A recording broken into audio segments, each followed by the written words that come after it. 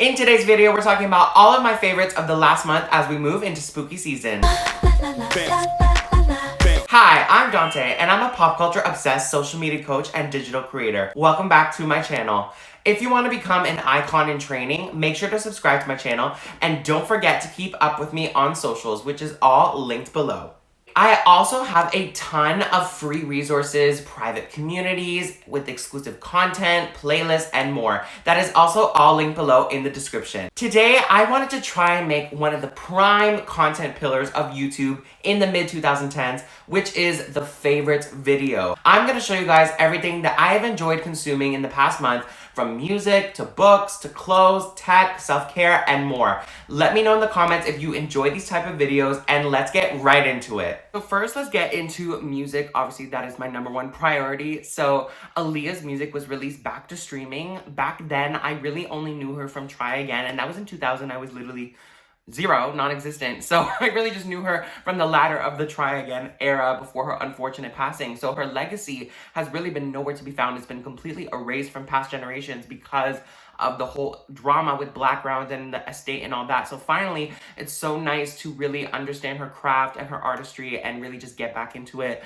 I have been loving the Red Aaliyah album the most. Obviously, it's her best album. 1 in a million stands. I'm sorry to y'all, but it's true. It has Try Again, I Care For You, Rock the Boat, and More Than a Woman. That's back-to-back hits all in one album. Like, I'm sorry, sweetie. But I do love If Only She Knew and Loose Rap and all these other deep cuts. So it's just been amazing. As well, Beyonce turned 40, and honestly, she doesn't even know who I am. And like, I don't know everything about her life, but literally she feels like a family member because I'm listening to her all the time.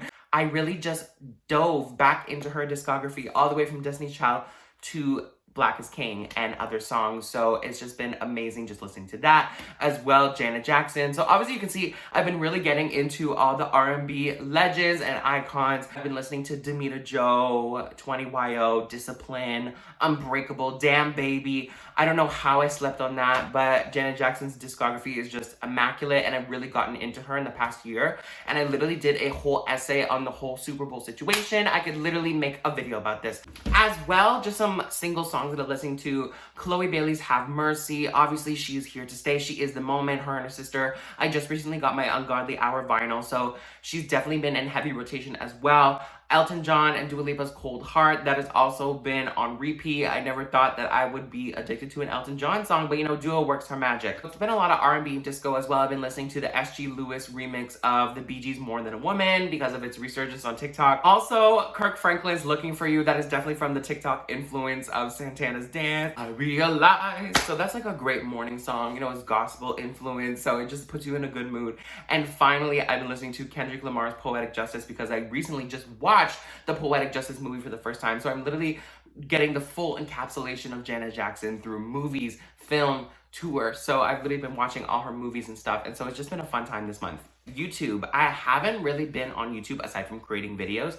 So what I've been watching is recently, like literally this week, I got into Calvin Michael's So What Happened series, and I saw it from a mutual on Twitter. And basically, he is a musician, a commentator. He does a lot of different videos, but he has this series called What Happened, and it basically talks about different R&B albums or pop albums that didn't do commercially, they didn't do well commercially in the eyes of the public. So he did videos on Aphrodisiac and Damita Jo and Usher's album After Confession. So it was a really interesting, well-researched series. So I've been really invested in that as well. I always have As Told by Kenya on rotation. I love her commentary. And as well, The Financial Diet. They always make really interesting videos just about business and pop culture kind of combined. So I'm always here for that. Okay, books. So I'm not going to say too much because I have a video coming out about all the books that I read over the summer.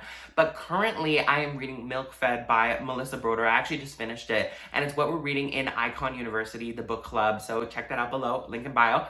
And it has been a little bit traumatizing. I didn't realize the extremity of this book until I picked it and started reading it. I honestly just like the cover. I saw it on a TikTok of essential books you need to read in your 20s. I thought it was like a cute self-help book. I liked the cover. It was cute.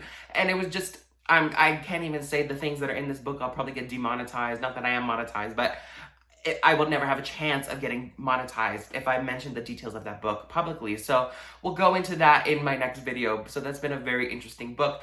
But I am starting to read Atomic Habits, and I am being forced to read Wuthering Heights from my English class. Movies and shows, not recently, I've had my Disney Plus subscription for a while, but I feel like I've never really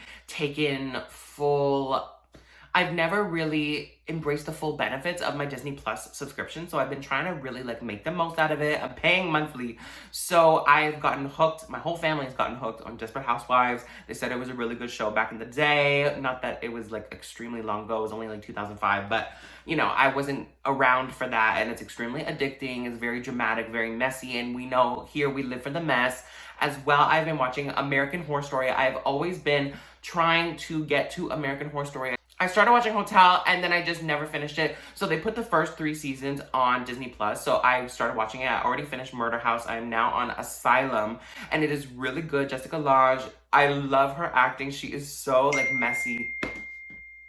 Really, bitch. So that I am planning to go through all that, and now that it's October, I'm gonna watch a bunch of like spooky movies like Elvira and Halloween Town, and Disney has all of the Halloween movies, so I'm just really looking forward to this month because it is fall, Halloween, you know, something to take away from midterms and the crazy world we live in. That is my escapism. I thrive in holidays and pop culture. So now let's get into the fun part. So we're gonna talk about all the products that I have been loving this month. So first of all, let's just start with something small. I have the Burt's Bees pomegranate chapstick, but I just really needed some chapstick, so I went to Shoppers and I bought some chapstick. I thought pomegranate would be fun. Sure, it tastes great, and it did, so I was right again. On that same Shoppers trip, I found the Beyonce Harper's Bazaar magazine cover. So initially when this came out, I was extremely excited to read it because obviously it's Beyonce, and she's 40, so it's just very emotional. I don't know why I keep saying emotional, like, I'm not turning 40, but it's just, I can't explain it, but I feel emotional because I've known her for so long and she's just given us so much. And so it's just been amazing. I'm proud of all of her accomplishments. Let me stop standing for a minute. So basically, I haven't bought any magazines like ever because we live in the digital world, but I always read the interview. I love the interview, every moment of it. So many quotable moments. There are so many people who claim they're experts, but they have no expertise. I was like screaming for my life because she literally just called out everyone on Twitter in the shade room. And I saw this magazine cover 3 times when I was going out. Once I went to the grocery store, I saw it in the stands. I'm like, okay, cute, whatever. I went to Shoppers, it was fun. Then I went to downtown and I saw it at Indigo, and I'm like, oh my gosh, should I get it? I don't know. No. I'm not gonna waste money on a magazine. Then I saw it for a 3rd time at another Shoppers, and I'm like, okay, that's it. This is not a coincidence. This is the Lord. This is the universe telling me I need to purchase this. I don't know why. I'm definitely gonna read it again. I've been reading it a lot, and so I just had to buy it. Like, I don't know.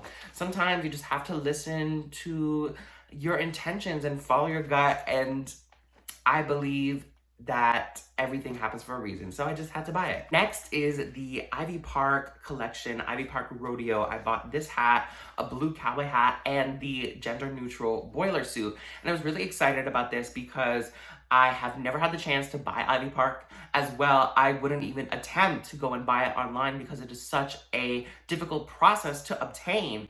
So this time I was like, all right, we're gonna try and do it.